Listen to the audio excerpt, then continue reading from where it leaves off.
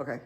Good evening, everybody, and thank you for joining us on our third Wednesday Museum After Hours. And tonight we're talking about the Fredonia Business College that was here in Fredonia on the north side of the square.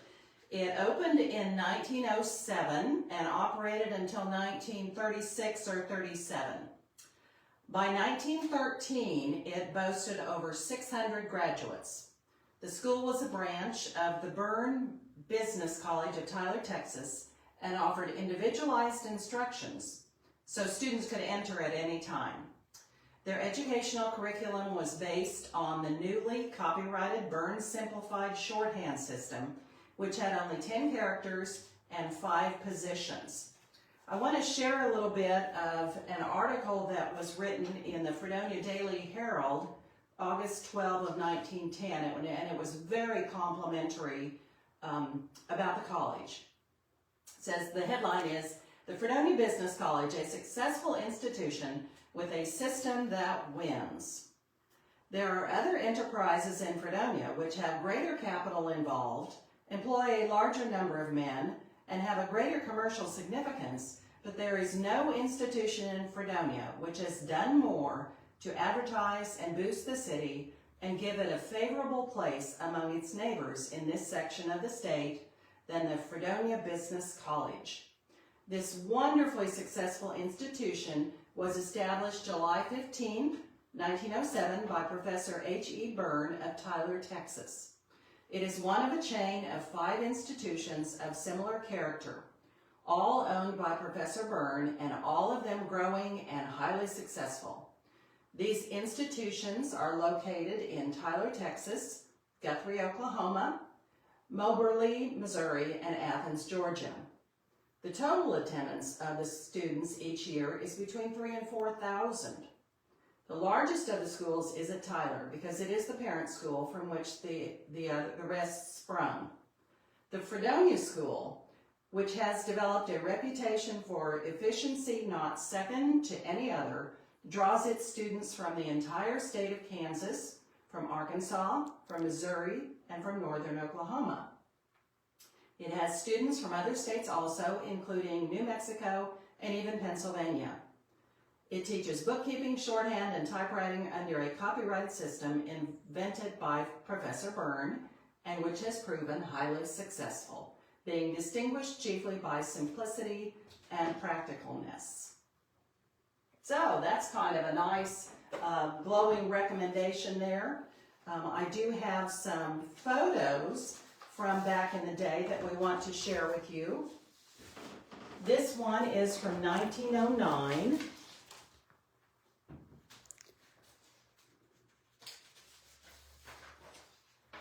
This one is from 1912.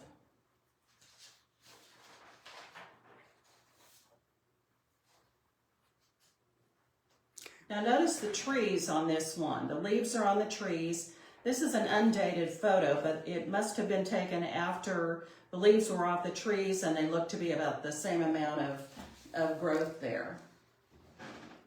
So the location. The college was located on the north side of the square.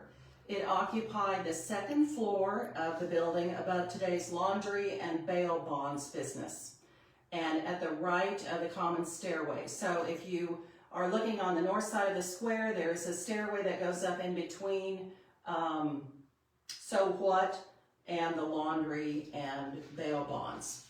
The college only occupied the upper floor of the center third of the buildings to the right of the common arch stairwell, as I said, between the 2 sets of awnings. So you might look here again on this picture, and there's the common stairway, and it was to the right there. The buildings were built long before the college moved in 1907. Bold advertising signs can be seen on the east side of the buildings. And I think on one of these earlier ones I showed you, you can see there the Owl Cigars advertising sign. The Fredonia Herald office would later be built at that end of the block. Then I have some pictures from the interior, and this one That one is a 1919 photo of one of the smaller front 3 rooms, which would be on the south side. When I say front, it's the south side of that building. The rest of the college was a huge single room that took up the rest of the north part of the floor. We do have some names on some of those photos, and I'll read through a list at some later point of some of the students that we know were enrolled. Then there was a northeast corner of that building. It was the training room, and the note says the windows are at the back of the building. So I presume that means the north side. Here's another photo it's a rather poor copy of a photo, but that also shows the kind of the number of students that were together at any given time. The courses of study. Well, when it was established in July 15, 1907, it offered, quote, complete courses in stenography, bookkeeping, penmanship, touch typewriting, and all literary subjects commonly offered in up-to-date commercial colleges, taught by capable instructors at a reasonable rate of tuition. And some of the equipment that they were advertising that they had were 6 standard makes of typewriters, a multigraph, a McCaskey register, Macy filing cabinet, Burroughs adding machine, and up-to-date office fixtures.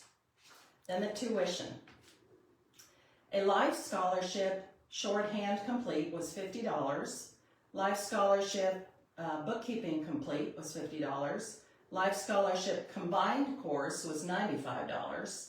Typewriting course was $10. Penmanship course $10. Rates by the month $15. And stationery was advertised as being extra. We do have a receipt of a payment.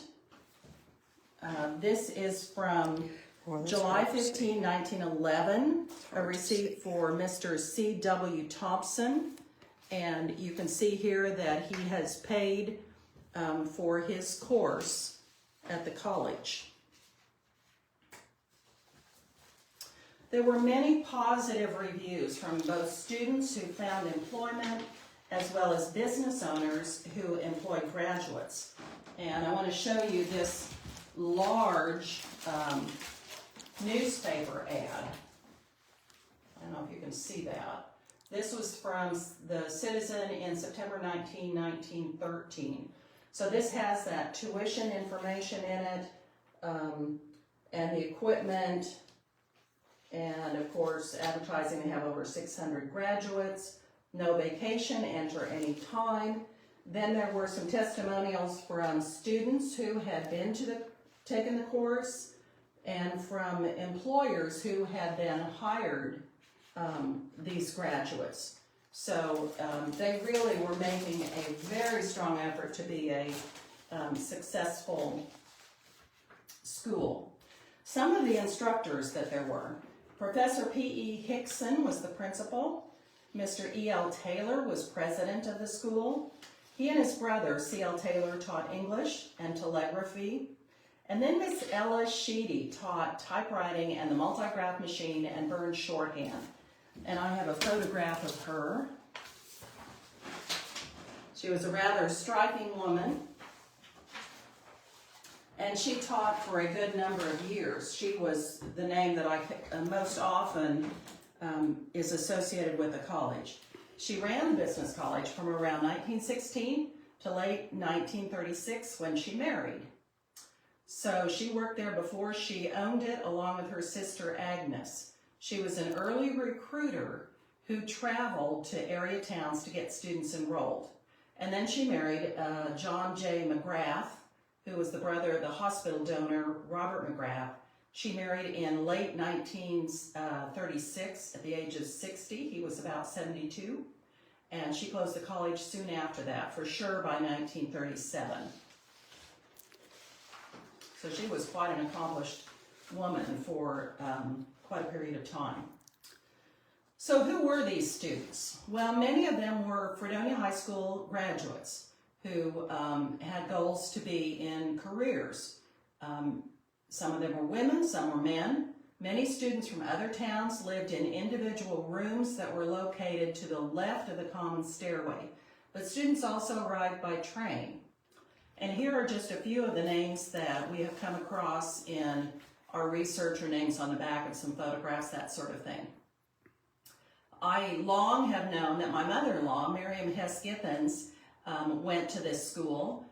She went on to be a state bank employee for quite some time and worked for Max Wilson as, I'm not sure if it was his secretary or Fredonia High School secretary. School secretary. Eileen Carr, who was later the chamber secretary. Flossie Young Smith, who was the Wilson County Register of Deeds. Noble Klein, Edith Chamberlain Greathouse, Arzilla Shoaf Wiles, Mary Flora Jackson Findley. And I have a note that said she received her teaching degree from the college, but that does not quite square up with the information I've found so far. So if someone has a little bit more information about that, I'd be interested in hearing it, because I've not read any accounts of it being a teaching college, although the skills that were taught certainly would be used in education. Marie Peden, Mabel Schlaughter, Zella Russell Eslick, Zelta Collier, Mabel Jones, Ethel Payne, Ruth Brown Lyman, Margaret Leach Bradfield, Bobby Jacobs, Marvell Hudson, Isola B. Matthew Daniels, Alta Bidwell, Harriet Hudson, John T. Garner, and Fred C. Cooley are just some of the names that we have. I recently came across another picture that has the names Mario Reisinger, Marjorie Miller, Vi Wilson, Nettie Bogart, Jessie Spencer, Maud Dittmar, and Vay Spencer. So those were students of the college.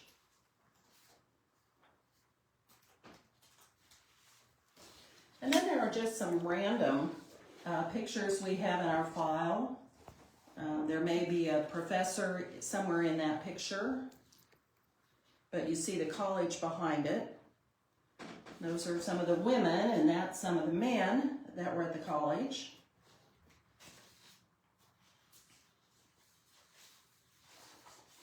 And now you see a picture that has a certificate in the front, which suggests to me that it is a graduation certificate, and kind of picture. It doesn't really say that, and I can't make out those details, but it does pair up with this certificate. And this was to, what's the name on there? Matilda McCarty.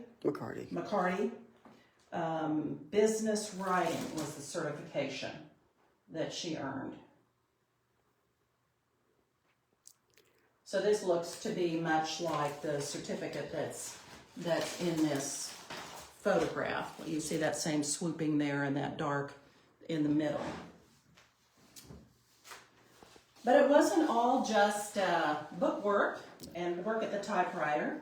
There we see a photo that is, well, looks like a sports team, or they're supporting some sort of athletic activity. They had a basketball team. This was a 1913 basketball team. I'm not sure how successful they were, but they certainly tried, apparently. There are notations of hiking trips to the South and West Mounds. They visited the cement plant, the glass plant, and the linseed oil mill for recreation, but also as a business field trip to learn more of the knowledge of that building.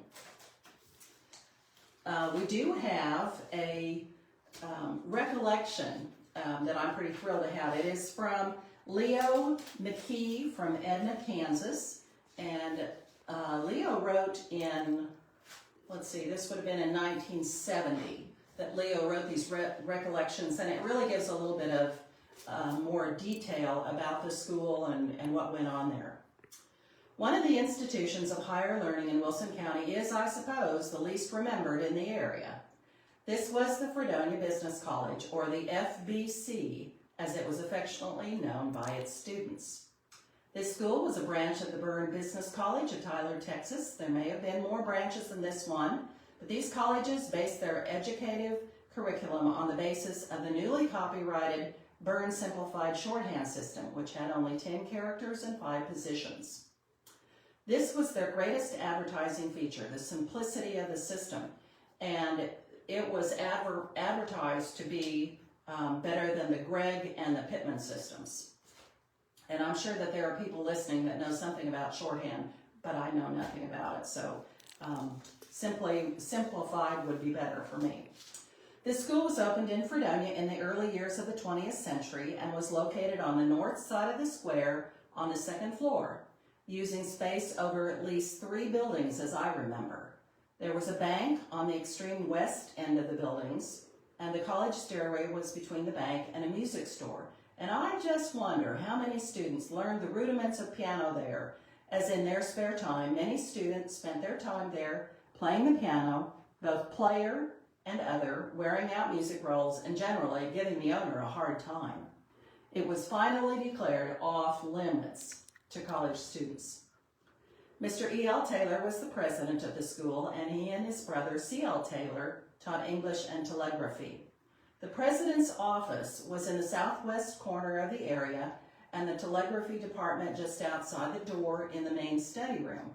The typing room was on the east of the office, and here Miss Agnes Sheedy presided over the typewriters and the multigraph machine. Miss Ella Sheedy taught shorthand and was the vice president in charge of promotion. She it was who traveled over the area contacting prospective students and giving short courses of instruction in shorthand to interested pupils in public schools. That's where I had my first instruction in shorthand. Miss Sheedy would organize a class of 4 to 10 pupils interested in business education, and after 4 or 5 lessons, when each could write a few words of the Burns Simplified Shorthand, they were invited to attend the college, where for a nominal fee, they could study the course of their choice or elect to take the complete course. The telegraphy course was a separate course. Miss Sheedy would then return to Fredonia and mail each student a postcard with a short message in shorthand. And if the student was enough interested and could read the message, a new student was the result. The slogan, "Enter Anytime," meant just that, for each student received personal instruction without waiting on slower students or holding anyone back. It was a very complete course, taking about 8 months of continuous study to complete in its entirety.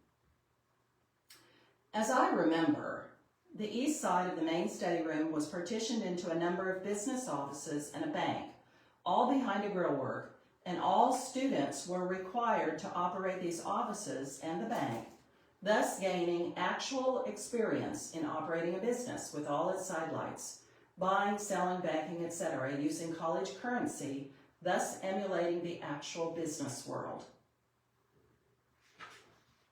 Well, he goes on and talks very specifically about that. But then I wanted to share with you a little bit of where these students were living. During my studies there, the student body numbered 45 to 50 in all departments and coeducational. I roomed and boarded for a time with Mr. and Mrs. Glass, who operated a greenhouse on 8th Street, and helped in the greenhouse for my room and board. Later, I moved to 508 North 9th Street, where an elderly lady lived on the ground floor and rented the second floor to college students as sleeping rooms. 4 of us roomed there, one of whom was the late Homer Spencer. We had a fine college basketball club, which is about all the time we had for outside activities.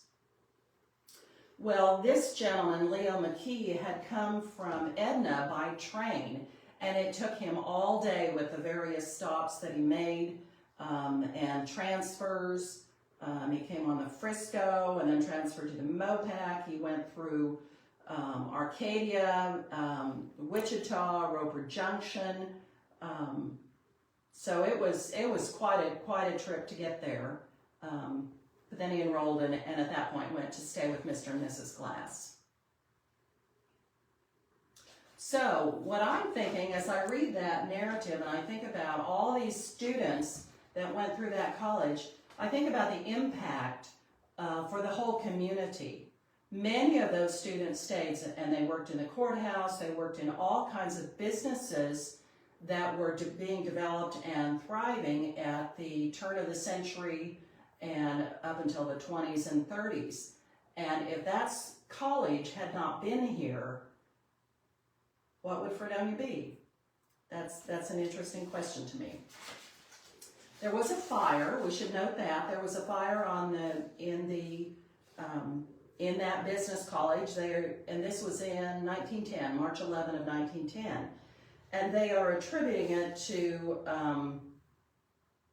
something that occurred in the business college. I'm not sure just what kind of exploded, but the response was very quick, and they very quickly were able to establish, to move there. Let's see,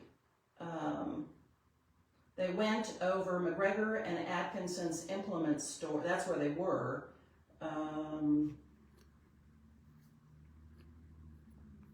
They only missed half a day of classes, though. They were so quick to find a place to move to, and everybody in the community stepped up to help the college get reestablished. But I think that's pretty amazing that they only lost that short amount of time.